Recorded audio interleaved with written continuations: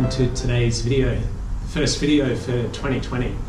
I'm going to do a minor recap of the best of 2019. Number one, joining Audax. Joining Audax was definitely the best thing that's happened to me this year. Why did I join Audax Australia?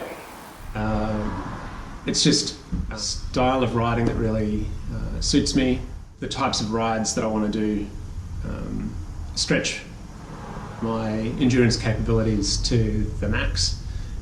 It's also an intelligent style of riding. I don't know if that makes much sense to you, but there is a real need when you go over 200 Ks to manage your effort, gauge your effort, incorporate the right kind of rest, incorporate the right kind of preparation, and also deal with any of the situations that happen while you're out there on the ride. So I think I joined Audax in about, it was probably January, but I didn't really start riding with them until April. And by the time we reached the end of the season in October, November, I'd accumulated about 5 or 6 rides and was nominated for the Nouveau Randonneur Award. So yeah, 3 rides of less than 200 Ks, pretty straightforward. The first one was Mount Cootha Loops, about 1,600 metres of elevation in about 50 Ks.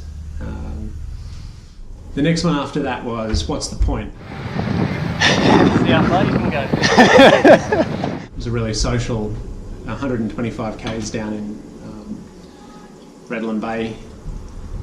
And the one after that was the Glorious Foursome, which is 5,000 metres of climbing in about 150, 160 Ks just over here in Mount Glorious. Yeah, 4 different ascents, so the front, the back, the side, the goat track. Yeah, so it was a pretty big day of climbing. They rode like 200 kilometres or something like that. And also right in the middle of winter, so yeah. So highlight number 2, the Rapha Festive 500. It's always a highlight of the year for me because really it's a celebration of cycling. It's really good. Opportunity to put some extra mileage away when you've got the time over the Christmas break. I don't think a lot of people realise the amount of time required to do 500 Ks in 8 days. Elapsed time, 8 hours and 47 minutes. Distance, 160 Ks. Essentially it's 64 Ks per day if you wanted to do one ride every day, but it ends up being around 20 hours if you factor in an average speed of 25 Ks an hour. If you want to prepare for it well, you need to sit down and scope out those opportunities or understand the time required to achieve those 500 Ks. I think most people who attempt the Festive 500 vastly underestimate the amount of time required to get it done. The whole point is that most people wouldn't even dream of doing more than 300 Ks per week. And here, in the Festive 500, you're being asked to essentially overreach. And it's not something that most people are accustomed to. It requires dedication, it requires a real effort to make sure you get those Ks in. I've done it 5 years running, 5 or 6 years running, and there's a link, there's info up here and a link in the description to some of the playlists I've got from previous years. The last 2 years I've been doing it on my road bike, but before I did it, before then I was doing it fixed.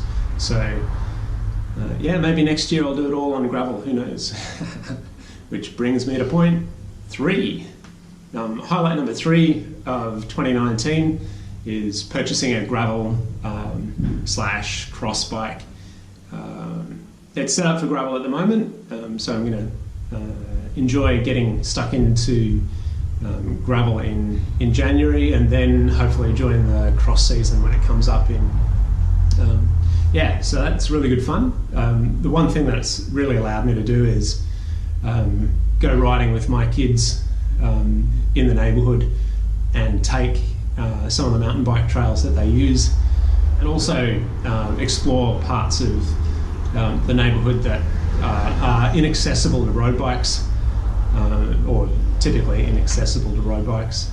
Have a predilection for taking my road bike where it shouldn't go. Also my track bike, I like to take my track bike in places where you wouldn't normally see a track bike.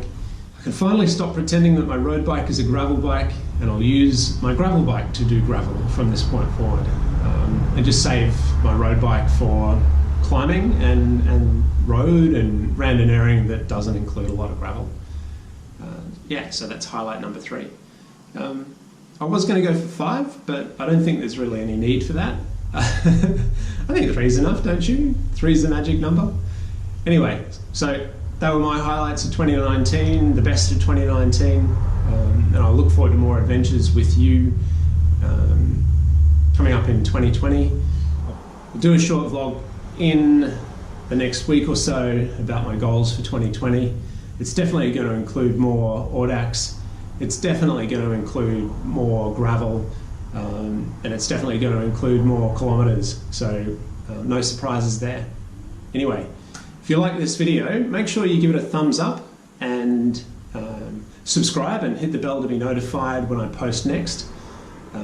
If you're new here, have a look at some of my other videos. Now that we're through the festive 500, I'm going to sit down and go through, or get into a regular posting schedule, probably about once a week.